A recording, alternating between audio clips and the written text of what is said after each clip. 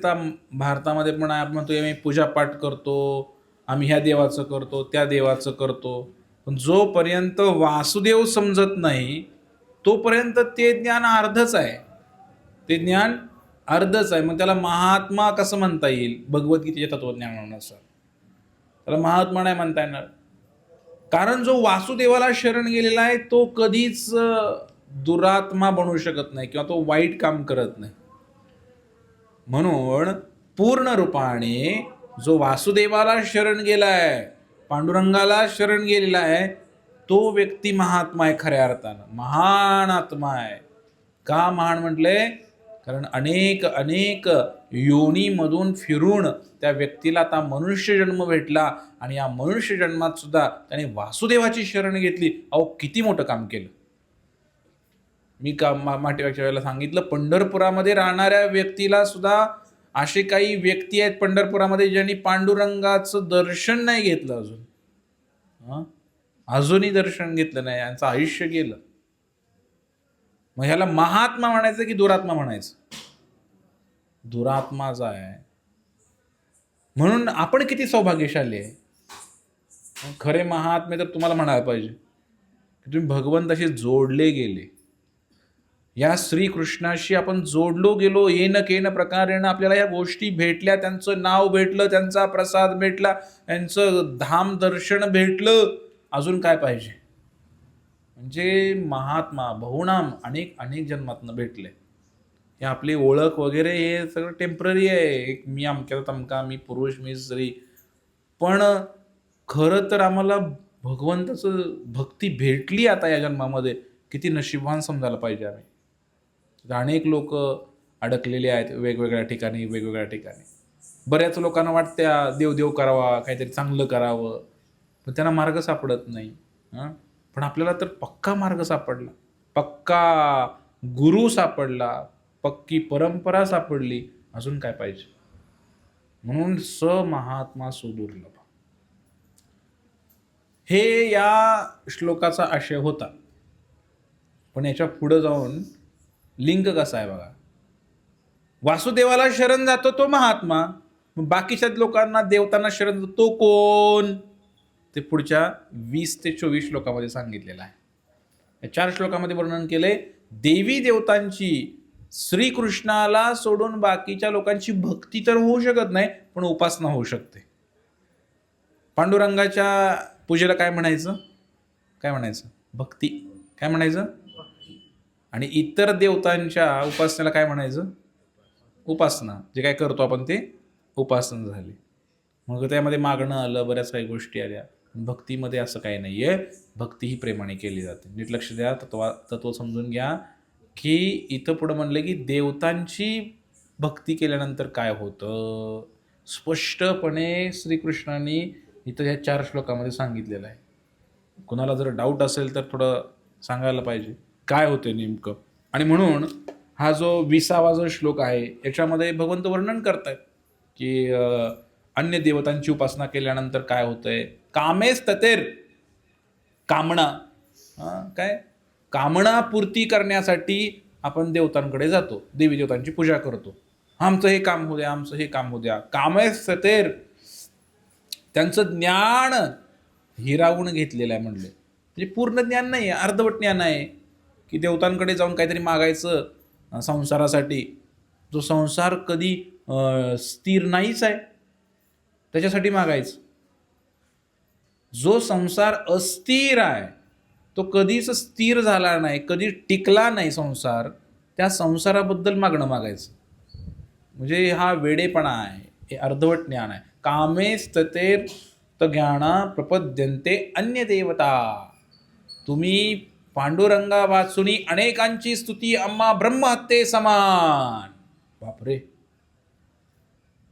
पांडुरंगाला सोडून जर इतर देवतांची तुम्ही स्तुती करत असाल विनाकारण, कामना करून तुम्ही काहीतरी मागत असाल त्यांच्याकडं, तर म्हणलेलं आहे ब्रह्महत्येचं पाप लागेल म्हणून. आम्हाला ते ब्रह्महत्येच पापाचा मान आहे, तुकाराम महाराज म्हटले असं. म्हणजे आपल्यासाठीच म्हटले. म्हणजे इतर देवतांकडं काहीतरी मागायचं आणि त्यांची स्तुती करायची त्यासाठी. तम तम नियममास्थाय प्रकृत्या नियतः स्वया असं म्हटलेलं आहे की स्वभावानुसार आराधनेच्या विशिष्ट विधिविधानांचे पालन करतात. म्हणून हे ज्या कामनापूर्ती आहेत ते कामना इच्छा पूर्ण करण्यासाठी आपण इतर देवतांकडे गेलो तर श्रीमद भागवतामध्ये एक सुंदर श्लोक आहे बघा मंडळी. हा श्लोक पाठ करण्यासारखा आहे. अकामो सर्व कामो वा. भगवंतांकडे गेल्यावर काय करायला पाहिजे? भगवंतांकडे गेल्यानंतर काय मागायला पाहिजे? अकामः सर्व कामो वा मोक्ष कामा उदारदी तीव्रेन भक्ती योगेन यजेत पुरुषं परम. जो हरिभक्त आहे, जो श्रीकृष्णांचा भक्त आहे, अकाम, अशा मनामध्ये कोणतीच कामना नाहीये. अकाम सर्व कामो वा मोक्ष काम उदारदी. इवन मोक्षाची सुद्धा कामना नाहीये. मोक्ष सुद्धा आम्हाला मागत नाही हरिभक्त. बाकीच्या गोष्टी तर संसाराच्या कधी मागणार हो हरिभक्त, बरोबर आहे की नाही? मोक्ष सुद्धा मागायला तयार नाहीत. आणि म्हणून काय मागतायत? हे चिदान देगा देवा तुझा विसरण वावा. तेच म्हणले तीव्रेन भक्ती योगेन यजेत पुरुषं परम. त्या परम पुरुषाची श्रीकृष्णाची तीव्रतेनं भक्ती करण्याची बुद्धी आम्हाला द्या. हे मागणं मागितलंय. भागवताचा श्लोक आहे. या कामनातून मुक्त करा आम्हाला. कारण उपासनेमध्ये सगळ्या कामनाच आहेत. या देवाकडे जा, त्या देवाकडे जा, काहीतरी माग, काहीतरी माग. आणि याच्यामुळे संसार बंधन अजून असं घट्ट होते, आवळते. तुम्ही गाठ सोडायला गेला कधी? गाठ कशाला तर गाठ पडलेली असते बघा. जर ज्ञान असेल कशी गाठ सोडायची तर मग ती नीट सुटते. आणि थोडं हळूहळू सोडायला लागते गाठ, बरोबर आहे का? उगं कशी बी वडली की ती जाम बसते गाठ. नेमकं कुठून कुठं घुसलं ते बघायला पाहिजे. नाहीतर ते गाठ एवढी आवळेल ना, तसं संसाराची गाठ जी आहे ना अशी भगवत भक्तीच्या मार्गातनं सोडवायला लागते. तुम्ही अन्य काही उपासना करून जर ते सोडवायचा प्रयत्न केला तर म्हणले ती गाठ सुटत नाही, गाठ चांगली जाम बसते. आणि म्हणून इथं म्हटलेलं आहे ही अल्पबुद्धी लोकांसाठी आहे, कमी बुद्धीच्या लोकांसाठी ही उपासना आहे, स्पष्ट भगवंतांनी सांगितलेलं आहे. आणि मग पुढेही म्हटलेलं आहे भगवंतांनी, मी प्रत्येकाच्या हृदयात स्थित आहे. सर्वश्रेष्ठाहम हृदय सन्निविष्टो. मग मी जर सगळ्यांच्या हृदयामध्ये उपस्थित आहे, मग एखाद्यानं जर एखाद्या देवी कोणाच्या नावाने काहीतरी उपासना केली, काहीतरी केलं, इतर देवतांची उपासना केली, तर भगवंत काय म्हणतायत? ॲक्च्युली तशी माझीच उपासना आहे आणि त्यांना ती इच्छा त्यांची मीच पूर्ण केलेली आहे. बघा, भगवंताच्या इच्छेशिवाय काहीच होत नाही, बरोबर आहे का? मग आता एखादा व्यक्ती एखाद्या देवाची उपासना करायला लागला. एखाद्या देवाची उपासना करायला लागल्यानंतर इच्छा तुमची आहे, पण पूर्ण कोणी केली? बोला. भगवंतांनी पूर्ण केली. तुम्ही, म्हणून मी पुन्हा पुन्हा त्याच गोष्टी सांगतोय की इच्छा करणं आपल्या हातात आहे. तुम्ही जर इच्छा केली तर भगवंत पूर्ण करणार. तुम्ही शेण खायची इच्छा केली, भगवंतांनी शेण निर्माण केलेलं आहे, इथं खाऊ शकता. तुम्हाला पण अडवू शकते का? प्रभूजी म्हणतात गाईचं खावा, बरोबर आहे का? तुम्ही काय इच्छा करणार तसं भगवंत पूर्ण करणार. भगवंत कोणाला आडवे येत नाहीत. मग म्हणून तुमची जर इच्छा असेल तर मांस खायची, तर मग भगवंत अशी योजना करतील पुढच्या जन्मामध्ये. आताही केलेलीच आहे थोड्या प्रमाणामध्ये, पण पुढच्या जन्मामध्ये मोठे दात देतील चांगल्याचे, वाघाचे वगैरे, सिंहाचे. मग फाडून खावा, म्हणजे जास्तच खायचं असेल तर. असं भगवंतानी योजना केलेली आहे. तुम्हाला काय पाहिजे? मांस खायला कोण देतं? भगवंतच देतात ना. निर्माण कोणी केले? भगवंतानीच केलं ना निर्माण. मग याचा अर्थ असा नाही की प्रत्येक निर्माण झालेली गोष्ट खावीच म्हणून. विष कोणी तयार केले? कोणी तयार केलं? बोला की. मग प्यायचं का विष? मग बरेच लोक म्हणतात की देवाने तयार केले तर मग वापर केला पाहिजे. एक तर बहादर माझ्याकडे आला, तो म्हटला, प्रभूजी म्हटला, अहो म्हटला आपण जर कोंबड्या नाही मारल्या तर कोंबड्याची संख्या वाढेल म्हटला. बॅलन्स झालं पाहिजे म्हटलं, कोंबड्या आपण कापल्या पाहिजेत म्हटलं, म्हणजे जेणेकरून आपल्याला काय होईल, त्या ठिकाणी कोंबड्यांची संख्या नियंत्रणामध्ये राहील. तुला काय करायचं आहे? म्हणजे लोक काय करतायत की विपर्यास करतात किंवा काहीतरी अल्पज्ञानी आहेत आणि काहीतरी बडबडत राहतात. मग या ठिकाणी स्पष्टपणे म्हटलंय त्यांची इच्छा सुद्धा मीच पूर्ण करतो. भगवंत म्हटले एखाद्याने एखाद्या देवाची उपासना केली तर त्याच्यावर जी श्रद्धा असते की नाही, ती श्रद्धा सुद्धा म्हणले भगवंत मी स्थिर करतो. हा करतोय ना, करू दे, त्या देवाचं करतोय ना, करू दे. ती श्रद्धा सुद्धा श्रीकृष्णानेच त्याला बुद्धी दिली तशी की बाबा हा ठीक आहे, तू ह्या देवाचं करतोय कर, कारण त्याची इच्छा आहे, त्याच्या काही मागणी आहे, त्याच्या काही मनात कामना आहेत. मग कामनापूर्ती करण्यासाठी तो तिकडे गेलाय. ती श्रद्धा सुद्धा भगवंतानीच निर्माण केलेली आहे त्याच्यावरती. आणि म्हणून पुढच्या श्लोकामध्ये भगवंत म्हटले अशा श्रद्धेने युक्त होऊन जो देवतांची कृपा संपादन करण्याचा प्रयत्न करतो आणि भोग प्राप्त करतो, तो भोग सुद्धा मीच प्रदान करतो.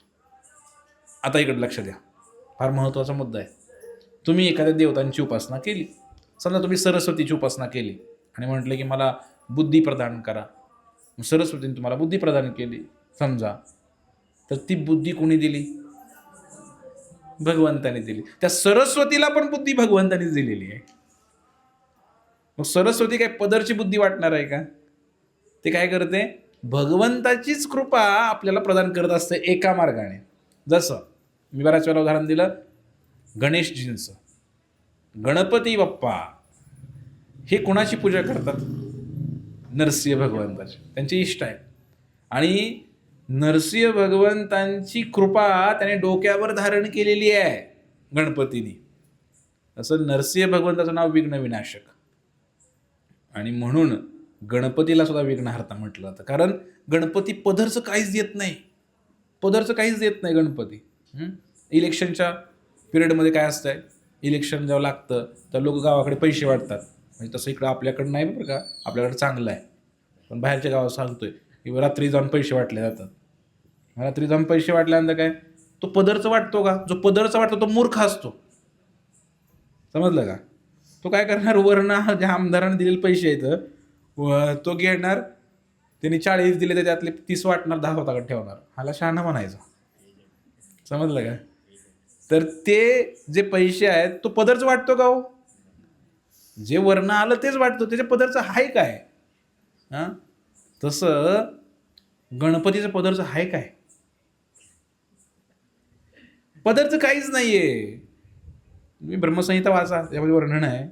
तो नरसिंह भगवंतांकडनं आलेली जी कृपा आहे ते गणपती खाली वाटतायत. आणि म्हणून त्यांचं पण नाव झालंय काय? विघ्नहर्ता.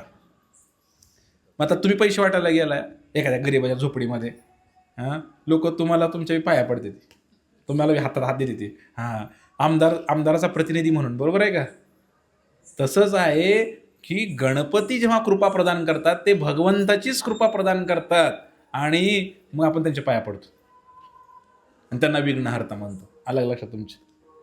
एवढं सोपं करून कोणी असं सांगणार नाही. तर ही जी कृपा आहे देवी देवता जे प्रदान करतात ते भगवद्गीतेमध्ये हा स्पष्टपणे इथं उल्लेख केलेला आहे की ही जी कृपा लभते च ततः कामान्मयेव विहितान्नितान, तो लाभ केवळ मीच प्रदान करतो. ही कृपा सुद्धा भगवंताचीच आहे. आणि शेवटचा श्लोक आहे अंतवंतु फलम तेषाम. आता काय म्हटलंय? अल्पबुद्धी लोक देवतांची उपासना करतात आणि त्यांना प्राप्त होणारी फळं मर्यादित आणि अनित्य असतात. देवतांची उपासना देवलोकाची प्राप्ती करून देतात, पण माझे भक्त माझ्या परमधामाला प्राप्त होतात. पण तोटा काय आहे? आता एक महत्त्वाचा विषय चर्चा करण्यासारखा. तोटा काय? विषयच आपला असं, देवतांची उपासना करण्यामध्ये तोटा काय आहे? तर देवतांची उपासना करण्यामध्ये तोटा हा आहे, एकतर भगवंताच्या धामाची प्राप्ती नाही होणार आपल्याला. पहिली गोष्ट, मनुष्य जन्म त्यासाठी भेटलेला आहे की भगवंताचं धाम प्राप्त होण्यासाठी, भगवंत प्राप्त होण्यासाठी. ते नाही भेटणार आपल्याला, पहिली गोष्ट. आणि मग ते नाही भेटलं तर सुखी कसं होणार? देवतांची उपासना करून या जगात कुणीही सुखी झालेलं नाही. ज्याच्या मनामध्ये कामना आणि इच्छा आहे देवतांची उपासना करतायत ते कधीच सुखी झालेले नाही. येते का लक्षात तुमच्या? कोण सुखी आहे मला सांगा? कोई तन दुखी, कोई मन दुखी, पण सगळे दुःखीच आहेत. दुःखी तो, सुखी तोच आहे ज्याने भगवंतांचीच भक्ती केलेली आहे. बघा, पांडुरंगाचे भक्त सुखी आहेत, श्रीकृष्णांचे भक्त सुखी आहेत. बाकीचे तर बोंबलतच बसलेत नुसते, धनम देई, जनम देई, पदम देई, बायको देई, मुलं देई, सारखं रडतायतच ते देवापाशी जाऊन. बरोबर आहे का? सुखी कोण आहे? सुखी तर फक्त पांडुरंगाचे भक्त आहेत. म्हणून अशा पांडुरंगाच्या चरणाचा आश्रय घेतला पाहिजे.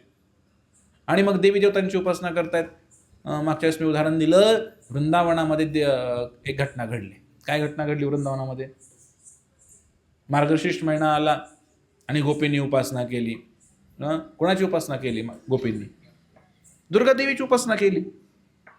दुर्गादेवीची उपासना केली. कात्यायणी महामाये महायोगिन अधीश्वरी नंदगोपसुतम देवी पतिं मे कुरुते नमः. कात्यायनी देवीची उपासना केली. यमुनेच्या काठी 1 महिना थंड पाण्याने आंघोळ करायची, पहाटे उठून 4 वाजता, आणि देवीची उपासना करायची यमुनेच्या काठी. तर कात्यायनी देवीचं मंदिर आहे, आजही आहे. मग असं केल्यानंतर काय झालं? म्हणजे देवीकडे प्रार्थना केली त्यांनी. काय प्रार्थना केली बघा देवीकडे? नंदगोपसुतम देवी, हे देवी आम्हाला एक गोष्ट प्रदान कर. काय गोष्ट प्रदान कर? आम्हाला नंदाचा मुलगा. कोण? हा कृष्ण जो आहे ना, पतिमे कुरुते नमः, आम्हाला पती म्हणून मिळू दे. मागणं मागितलं नाही असं नाही देवीकडं, पण काय मागणं मागितलं? आम्हाला श्रीकृष्ण मिळू दे. येते का लक्षात तुमच्या? जरी तुम्ही देवी देवतांची उपासना केली तर उपासना याच्यासाठी की श्रीकृष्ण आम्हाला प्राप्त व्हावे, याच्यासाठी उपासना. आणि पण याच्यामध्ये एक समस्या झाली. श्रीकृष्ण त्यांना भेटले नाहीत लगेच. श्रीकृष्ण त्यांना लगेच नाही भेटले. मार्गशीर्ष महिना संपला, त्यांनी त्या व्रताचं उद्यापन केलं आणि मग 10 महिने गेले. आणि दिवाळीच्या अगोदर कोजागिरी पौर्णिमेला, ज्याला शरद पौर्णिमा असं म्हटलं जातं, शरद ऋतू चालू झाला. आणि शरद ऋतूमध्ये भगवान श्रीकृष्णांनी त्या गवळणींबरोबर, त्या गोपींबरोबर यमुनेच्या काठी रासलीला केली, नृत्य केलं. आणि अशा प्रकारे त्यांना पत्नी म्हणून स्वीकार केलं भगवंतांनी. झाली की इच्छा पूर्ण झाली की त्यांची, त्या गवळणींची इच्छा पूर्ण झाली.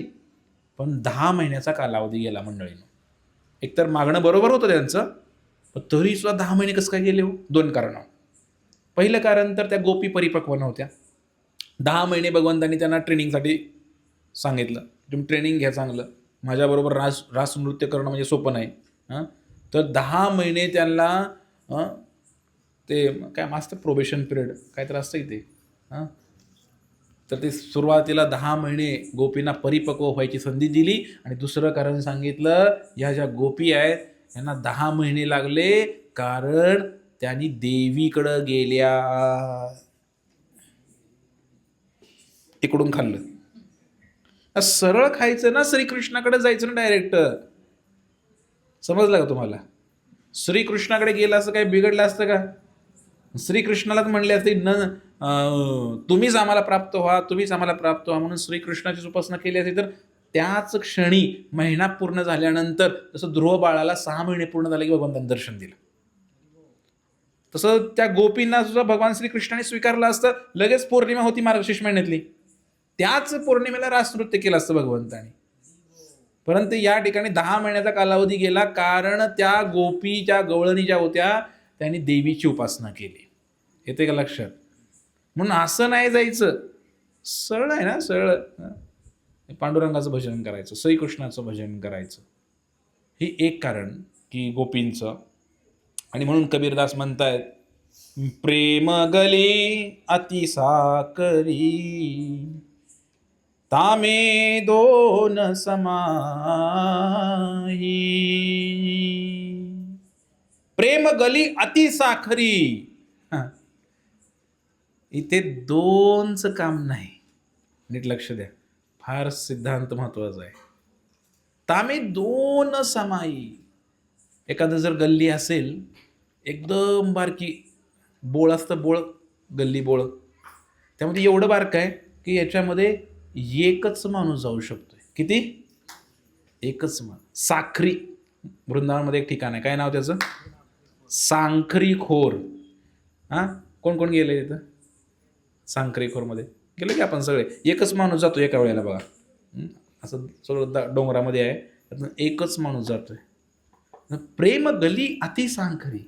तसं ही भक्ती, प्रेम भगवान श्रीकृष्णाची भक्ती हे इतकं बोळासारखं आहे की इथून एकच माणूस जाऊ शकतो, दोन नाही, केवळ एकला ईश्वर कृष्ण आरसब भृत्य, केवळ श्रीकृष्ण बस, केवळ पांडुरंग बस, दुसरा काही विचार करायचा नाही, अन्य देवतांना शरण जाण्याच्या उपासना करण्याची गरज नाही. कोण म्हणतंय? कबीरदास. प्रेम गली अतिसा करी तामी दोन समाई. इकडे दोन नाहीत, एकच एकच एकच. कोण? तो पांडुरंग, तो श्रीकृष्ण. जब मैं था तब हरी नहीं, जब हरी है तो मैं नहीं. जिथं मी असतो तिथं भगवंत येत नाही, मीपणा. आणि जिकडे भगवंत आहे तिकडे मीपणा नसतो. दोन गोष्टी सांगितल्या.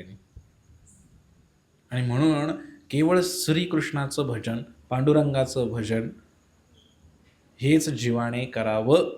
येते का ध्यानात आपल्या? हां, मनामध्ये शंका आणू नये. कधी कधी नवीन नवीन या मार्गामध्ये आले, हे आता हरे कृष्णात गेलाय, माळा करतोय, एकादशी धरतोय, मग आता दुसऱ्या देवाचा कोप होतोय, मटण खायचं बंद केले, कापाकापी बंद केले, मग आता दुसऱ्या देवाचा कोप होतोय का? असं काय होत नसतं. असं झालं तर माझ्याकडे काय होत नसते असं. कारण हे अज्ञान आहे, अज्ञान. थोडं ज्ञान घ्यायला पाहिजे. तुम्ही कधी बसलाय का सत्संगाला? असं एखाद्या संताच्या चरणाशी बसलाय कधी? गुरु केलाय कधी? हां, काय कळलंय तुम्हाला? ज्ञान घेतलंय तुम्ही? आपलं असंच उडत उडत आहे नाही ऐकलं, हे असं करा, हे तसं करा, हे ह्याचा कोप होतंय, त्याचा कोप होतंय. हां, उगाच काहीतरी काहीतरी बोलत राहायचं. लोकांना याचं ज्ञान नाही आहे. आणि म्हणून या गोपींचं चर्चा केली तर गोपींना उशीर झाला देवीची उपासना केल्यामुळे श्रीकृष्णाकडे जायला. कदाचित मग बघा या जन्मामध्ये श्रीकृष्ण भेटतील डायरेक्ट केलं तर. आणि जर तुम्ही अजूनही इतर देवी देवतांच्या मागं लागलेला असाल इच्छापूर्ती करण्यासाठी, तर कदाचित हा जन्म वाया जाईल. मग अजून 1-2 जन्म घ्यायला लागतील. याच जन्मामध्ये श्रीकृष्ण प्राप्त करायचे असेल, मनातनं शंका काढून टाका. श्रीरंगम नावाचं एक क्षेत्र आहे दक्षिण भारतामध्ये, कावेरी नदीच्या काठावरती. आणि तिकडे एक विष्णू चित्ती नावाचा एक व्यक्ती, ब्राह्मण, त्याला सेवा होती. त्या रंगनाथांना रोज हार घालायचं, फुलांचा हार करून. त्याची एक मुलगी होती, तिचं नाव होतं गोदांबा. काय नाव होतं? अलवार, त्याला अंडाल असं म्हणतात. हां, हे त्या प्रसिद्ध आहेत, हे अंडाल प्रसिद्ध आहेत दक्षिण भारतामध्ये. ही मुलगी काय करायची? भगवंताला, साक्षात महालक्ष्मीचा अवतारच ती मुलगी त्यांच्या पोटी आली. ती मुलगी हिने भगवंताला असा गळ्यात हार केला, बाबांनी हार केला की पहिले ती घालायची आणि मग भगवंताला द्यायची हार. तुझ्या वडिलांना कळलं की म्हणले असं कसं काय, अपराध आहे म्हटले, आपण घातलेला हार देवाला घालायचं. मुलगी छोटी होती. मग एक दिवशी बाबा रागवले तिला. बाबा रागवले आणि मग ती मुलगी म्हटले, ठीक आहे, माझा केलेला हार भगवंताला आवडतो म्हटले. पण बाबा ओरडल्यामुळे त्या दिवशी त्यांनी हार घेतला आणि घातला रंगनाथला. रंगनाथजींना हार घातला, तो हार खाली पडला, भगवंताने स्वीकार नाही केला. आणि रंगनाथजी प्रकट झाले आणि म्हटले, मला त्या मुलीने घातलेलाच हार पाहिजे, कारण ती माझी नित्य सहचारिणी आहे, लक्ष्मी आहे ती साक्षात, आणि तिचं माझ्यावर फार प्रेम आहे. तर प्रेमाने ती घालते हार आणि तिनं घातलेला हार मला आवडतो म्हणे. एवढं महान होती. तर पण अजूनही काही श्रीकृष्ण प्राप्त झाले नव्हते त्या मुलीला. त्या मुलीनं काय केलं? भगवंताने सांगितलं जे तप करायला, व्रत करायला, ते व्रत केलं. असं म्हणतात त्या मुलीने 15 दिवस व्रत केलं, उपवास केला. आणि 16व्या दिवशी तर भगवान श्रीकृष्ण प्रकट झाले आणि आपल्या सर्व सख्यांबरोबर या मुलीने, गोदांबाने, भगवंतांच्या रासलीलेमध्ये प्रवेश केला. फक्त 16 दिवसामध्ये श्रीकृष्णाला प्राप्त केलं त्यांनी. पण गोपींना उशीर झाला, 10 महिने वाट बघायला लागले. विचार करा तुम्ही की सरळ जायचं, सरळ. हां, आता आग लागली कुठं, हां, घरामध्ये स्फोट झाला गॅसचा आणि सगळं शरीर जळायला लागलं. शरीर जळायला लागल्यानंतर आपल्या आता पुढं नदीच आहे, तो ओढाच आहे, पुढं जाऊन ओढ्यात उडीच मारायचे. पावायला येत असलं तर उडीच मारायचे त्या होड्यामध्ये, कारण जळायला लागले अंग सगळं. काय करायचं? मग आता जाताना ओढ्याकडे जर तुम्हाला म्हणलं वडापाव खाऊन जावा की जरा, घेसाल का वडापाव तुम्ही? अहो वडापाव काय, तुम्हाला एखादा डायमंडचा हिरा जरी मी दिला तरी म्हणणार नको बाबा, आता आग लागली तेवढी विसू द्या आधी. हां, जीव वाचला तर सगळं आहे, बरोबर आहे की नाही? सोनं असेल, मी काही जरी दिलं तर घेईल का हो? मग जर मी काही पण दिलेलं घ्यायला लागला, याचा अर्थ तुम्ही मूर्ख आहे, बरोबर आहे की नाही? तो व्यक्ती मूर्खच आहे. तसं या संसारामध्ये एवढी लाही लाही झालेली आहे, एवढं त्रस्त झालाय व्यक्ती, आणि जर तो पांडुरंगाकडे निघाला तर वाटेमध्ये कशाला चहा पितोय, कशाला काय करतोय, कशाला कबड्डी खेळतोय, कशाला क्रिकेट खेळतोय. बरेच वारकरी क्रिकेट आणि कबड्डीच खेळायला लागलेत दिंडीमध्ये. काय मला समजणं झाले, बघितलं असं. म्हणजे भगवंतांकडे जाताना एकच डोक्यामध्ये. एकनाथ महाराज जेव्हा पांडुरंगाचं दर्शन करायला आले, असं मी ऐकलं की जेव्हा दर्शन करण्यासाठी ते चालले होते, भगवंताचे जे काय परिक्रमा मार्ग आहे त्याच्यावरती, त्यांना एवढी ओढ लागली होती भगवंताच्या दर्शनाची की असे हात वर करून डोळे झाकून ते नुसते डोळ्यातून नयनम गलदश्रुधारया वदनम गदगद हृदया गिरा पुलकैर्निशितम बपू कदा तव नाम ग्रहणे भविष्यती. डोळ्यातनं पाणी येत होतं आणि दोन्ही हात वरती करून पांडुरंग पांडुरंग म्हणून नृत्य करत होते. एक माणूस म्हणलाय, काय येड्यावर नाचते म्हणलं, हां खोटं खोटं नाचते म्हणलं, असं कुठं होत असतं का म्हणलं. हां, म्हणून त्याने काय केलं, थोडंसं असं खाकरला आणि एक असं थोडंसं बेडका काढला, आणि त्याने थुंकला आणि एकनाथ महाराजांच्या हातावरच पडला तो, ते अंगावर थुकलं. एकनाथ महाराज एवढ्या भावविभोर अवस्थेमध्ये होते की त्यांना वाटलं भगवंत आणि पांडुरंगाने काहीतरी मला प्रसादच दिला, त्याने खाऊन टाकलं, प्रसाद झाला त्याचा, समजते का? अशी अवस्था व्हायला लागते भगवंतांकडे जाताना. म्हणून अन्य देवतांचा आश्रय नाही घ्यायला पाहिजे, केवळ पांडुरंगाकडे निघाली पांडुरंगाकडे जायचं. परत आणि ही देवन ती देवन ही असं करत बसलं तर मग फार अवघड आहे. आणि म्हणून इथं सरळ मार्गी जायला सांगितलं. तर मी तुम्हाला त्या अलवारचं पण अंडालचं उदाहरण दिलं की तिने भगवंतांना कसं प्राप्त केलं. बरं, बाकीचे देवता पण आहेत.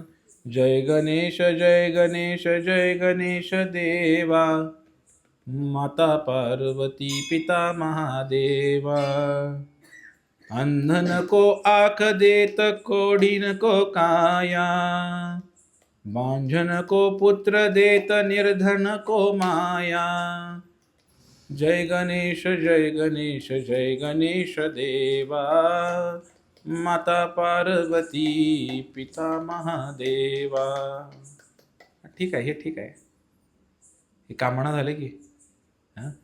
अंध नको आँख देत, लोकांना जे आंधळा आहे त्यांना जर डोळे मागितले डोळे देतात, जे वांज आहे त्याला जर मूल पाहिजे तर मूल दिलं जातं, ज्याला कोड भरलं आहे त्याला चांगलं शरीर दिलं जाऊ शकतं, ज्याला माया पाहिजे पैसा पाहिजे त्याला पैसा देऊ शकतात देवी देवता. गणपतीकडे अशी प्रार्थना केली तुम्ही इथंपर्यंत ठीक आहे. काय उपयोग या प्रार्थनेचा?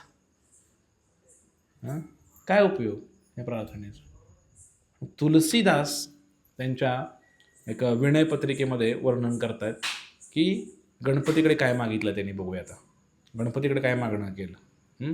गणपतीकडे मागणं केलं त्यांनी, गाये गणपती जगवंदन, शंकर सुवन भवानी नंदन. त्या गणपतीचं गुण गातो जे भवानी नंदन आहेत, भवानीचे पुत्र आहेत, महादेवाचे पुत्र आहेत. मोदक प्रिय मुदमंगलदाता, विद्या बारिधी बुद्धी विधाता.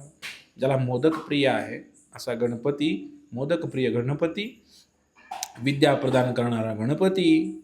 मांगत तुलसीदास कर जोरे, बसही राम सिया मानस मोरे.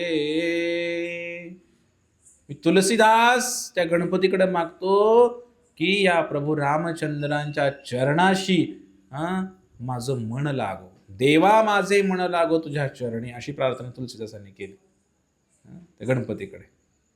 आणि आपण काय म्हणतोय, अंध नको आक दियो कोढ नको काया. आपण काय मागतो गणपतीकडे? आम्हाला हे द्या, ते द्या, ते द्या, माया द्या, डोळे द्या. संतांनी काय मागितलं याचाही अभ्यास आम्ही केला नाही. कोणीतरी भावभक्ती गीतं युट्यूबला टाकले की तीच आमच्या गुणगुणतोय आम्ही लगेच. संतांचे अभंग कशासाठी आहेत मग? एवढं रात्रीचा दिवस करून त्यांनी लिहिलेले आहेत. आणि म्हणून या ठिकाणी म्हटलेलं आहे की इतर देवतांची भक्ती करणं फार डेंजर आहे. कसं डेंजर आहे बघा. आपण ह्याला गेलो होतो गंगासागरला. गंगासागरमध्ये जे कपिल मुनींचा आश्रम आहे, सब तीरथ बार बार, हम तो बार बार जाएंगे, एक बार क्यों जाएंगे. अभी ती जी देवी आहे, तिथे एक देवी आहे, तिचं नाव काय विसरलं, छास देवी काहीतरी नाव आहे तिचं. त्या देवीची मूर्ती आहे आणि कपिल भगवंताचा आश्रम पण आहे. रामानंदाचार्य, जगद्गुरू रामानंदाचार्य तीर्थयात्रा करत करत साधू संतांना घेऊन तिकडे गेले होते. आणि तिकडे गेल्यानंतर त्या गंगासागरमध्ये काय घटना घडली, त्यांनी आपलं असं सगळं सामुग्री लिहिलेली, शिदा वगैरे, आणि सगळ्यांनी भोग बनवला, नैवेद्य बनवला. आता भगवंताला अर्पण करणारच आणि सगळे साधू संत जेवणार. इतक्यात एक व्यक्ती आला आणि त्या व्यक्तीने काय केलं, विजयप्रभू, बळी दिला तिकडं बकऱ्याचा. देवीला बकऱ्याचा बळी दिला. देवीला बकऱ्याचा बळी दिल्यानंतर रामानंदाचार्य म्हटले, आता इथं हे जे प्रसाद आहे, भोग आहे, अजून देवाला पण दाखवलं नाही, आता दाखवू पण शकत नाही म्हटले. कारण या परिसरामध्ये आता काय झालं आहे, या परिसरामध्ये आता सगळं अस्वच्छ झालेलं आहे म्हटले. त्यामुळे आता इथलं काही भोग लागू शकत नाही, चला म्हटले. रामानंदाचार्य साक्षात लक्ष्मणाचा अवतार आहेत, प्रभू रामचंद्रच आहेत, लक्ष्मण नाही, प्रभू रामचंद्रच प्रकट झाले रामानंदाचार्याच्या रूपाने. आणि मग त्या देवीला हे माहीत आहे ना, ती दुर्गादेवी प्रकट झाली तिकडे. आणि दुर्गादेवी म्हटले की तुम्ही असं जाऊ नका म्हणे, माझ्या इथून म्हणे जर साधू संत उपाशी गेले तर त्याचं फार मोठं अपराध मला लागेल, मला वाईट वाटेल म्हटलं. त्या देवीने त्यांना प्रार्थना केली. आणि अशा प्रकारे रामानंदाचार्यांनी ते जे ठिकाण आहे, पूर्वी तिथं, आता जिथं कपिल मुनींचा आश्रम आहे तिथं बकरे पडायचे, तर ते रामानंदाचार्यांनी बंद केलं. तिथं त्या देवीला तसं सांगितलं, इथं आजपासून कुठे इथं काही कापणार नाही, असं काहीतरी नियोजन करा. आणि त्या देवीनेच त्या कपिल मुनींचा जो आश्रम आहे तो अनादी काळापूर्वी, आता कधी झालेला त्या घटना, तर ते सगळं शोधून काढलं आणि मग त्या कपिल भगवंताची स्थापना, ते ठिकाण शोधून काढलं, मूर्ती शोधून काढली आणि पुन्हा स्थापना झाली त्या कपिल भगवंताच्या आश्रमाच्याकडे. आणि रामानंदाचार्यांचा प्रभाव बघा, ते बकरी कापायचं बंद केलं तिथं देवीपाशी. असं ही देवी जी आहे ही वैष्णवी आहे, वैष्णवी. तुम्ही कधी वैष्णव देवीला गेलाय? कोण गेले का वैष्णव देवीला? कुठं आहे वैष्णव देवी? जम्मू काश्मीरमध्ये आहे, कटरा हिमालयामध्ये. तर हे जे जम्मू काश्मीरला जी देवी आहे वैष्णव देवी, फार प्रसिद्ध देवी. असं ऐकण्यात आलं की हिचं नाव वैष्णवी कसं पडलं. आधी तर नाव वैष्णवी नव्हतं तिथं त्या ठिकाणाचं का त्या देवीचं. आतमध्ये असं गेलं तर एक महान संत आपल्या काही साधू संतांना घेऊन तिकडं गेले होते हिमालयामध्ये, देवीच्या दर्शनाला गेले होते. पण तिथं सुद्धा बकरे कापले जायचे, त्या देवीच्या पुढे लोक कापायचे. तर त्या ठिकाणी नीट लक्ष द्या, त्या ठिकाणी ते संत जे आहेत त्या संतांनी काय केलं, त्या ठिकाणी गेल्यानंतर त्यांना कळालं, चांगलं भजन करत होते, हरे कृष्ण कृष्ण कृष्ण हरे हरे, हरे राम राम राम, चांगलं भजन करत होते ते संत लोक. देवी प्रसन्न होते भजन केल्यानंतर. मग त्या ठिकाणी ती जी देवी आहे आणि तिच्या पुढे असं काही ते बकरे पडत होते. तर ते संतांनी विचार केला की एवढं पवित्र ठिकाण आहे आणि या ठिकाणी असं होतंय, म्हणून ते संत निघून चालले तिथनं सगळे. आणि जेव्हा संत निघून चालले त्यावेळेला देवी प्रकट झाली, दुर्गादेवी प्रकट झाली. आणि दुर्गादेवींनी प्रणाम केला, संतांना प्रणाम केला आणि संतांना सांगितलं तुम्ही इथून जाऊ नका. ते म्हणले असल्या ठिकाणी आम्ही राहू शकत नाही म्हणले संत मंडळी. आणि मग त्या ठिकाणी ते म्हणले आजपासून इथं असं काही होणार नाही, असे काहीतरी नियोजन लावावं लागेल म्हणे. त्या देवीने, स्वतः दुर्गादेवीने त्या महाराजांकडून दीक्षा घेतली, हरिनाम दीक्षा. त्यांनी तिला मंत्र दिला, देवीला, संतांनी देवीला मंत्र दिला आणि त्या देवीचं नाव ठेवलं वैष्णवी. त्या देवीचं नाव ठेवलं वैष्णवी. वैष्णवी म्हणजे विष्णूची भक्ता, वैष्णवी, म्हणून त्याला वैष्णव देवी नाव पडलं नंतर. येते का लक्षात?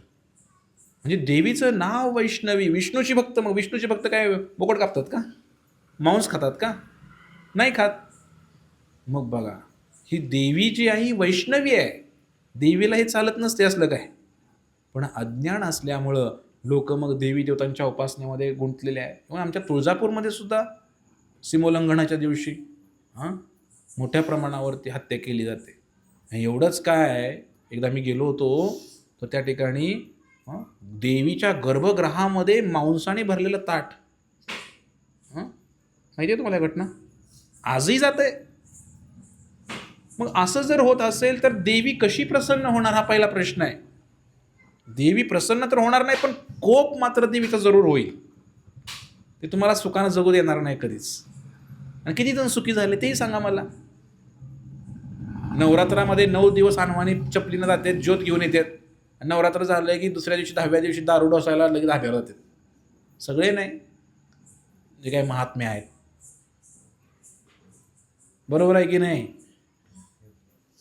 मग का नाही बुद्धी आली त्यांना चांगली? कारण त्यांनी या मार्गाने, अज्ञानाच्या मार्गातून देवीची उपासना केलेली आहे. याचा अर्थ असा नाही की देवी देवतांची काही तुम्ही करू नका उपासना वगैरे, असं माझं म्हणणं नाही.